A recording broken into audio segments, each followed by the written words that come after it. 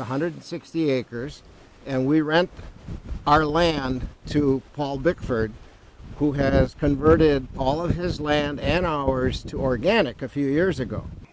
My farm is makes our own. We make our own food up here. We grow wheat, we grow oats and barley and corn, and we are in the process of building a marketing plan for localized flour. Buzzword in food production is know your farmer, buy it local. And we're going to capitalize on that. People like to know where their food comes from, and I think we should know where our electricity comes from also.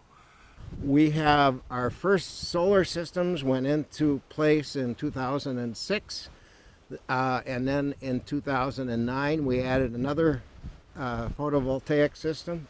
Distributed production means small, local, producing it here. No different than CSAs or any other crops that you're growing locally and selling locally. So ours happens to be solar power, but we could also have a wind turbine on the back of our farm. You wouldn't even know it was there.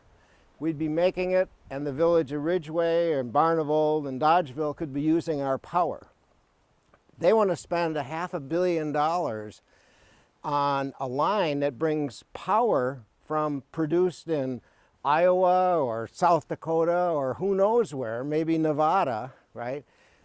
That would be just like if we built a $500 million road going to Canada so we could bring in Canadian-made cars cheaper.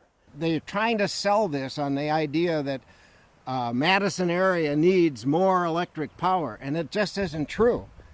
But people don't understand that. They think that, you know, the electrical needs are growing, and they're not. They're actually shrinking because of better efficiency and so forth.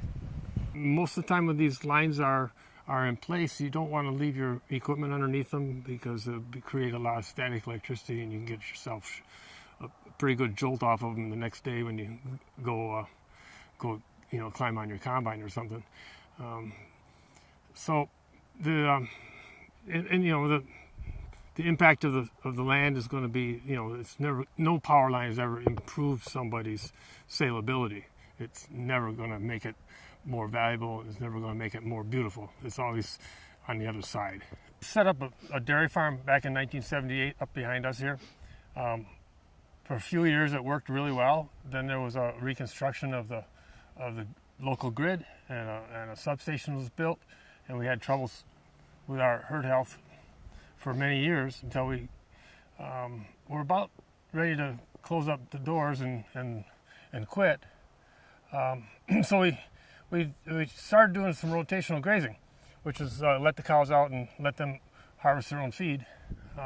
That worked really well. We thought that was a good way to go, so we increased the herd just because they lived longer, and built another milking parlor on another location, not attached to this one.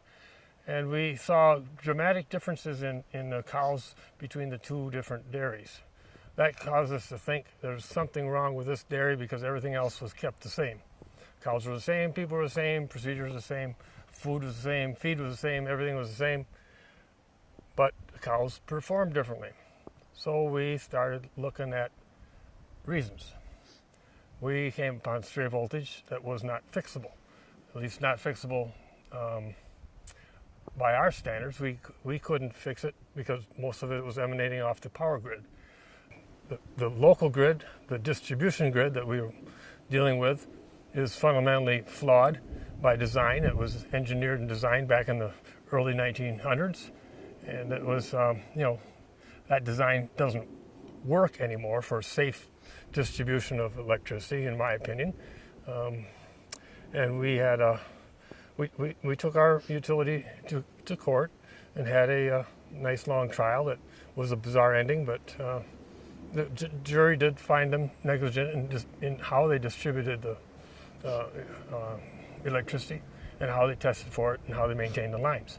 Yeah, every time I talk about stray voltage, it irritates the hell out of me. And you can't trust the engineers from the company that's trying to hide their problem. The Public Service Commission has allowed the companies, in our case with the stray voltage, the testing protocol was set up so that the utilities could come out and test and not find the electricity, not with the purpose of really solving the problem. We came out and we tested differently for the express reason to find the stray voltage that was out there, and we were able to document and show all kinds of it.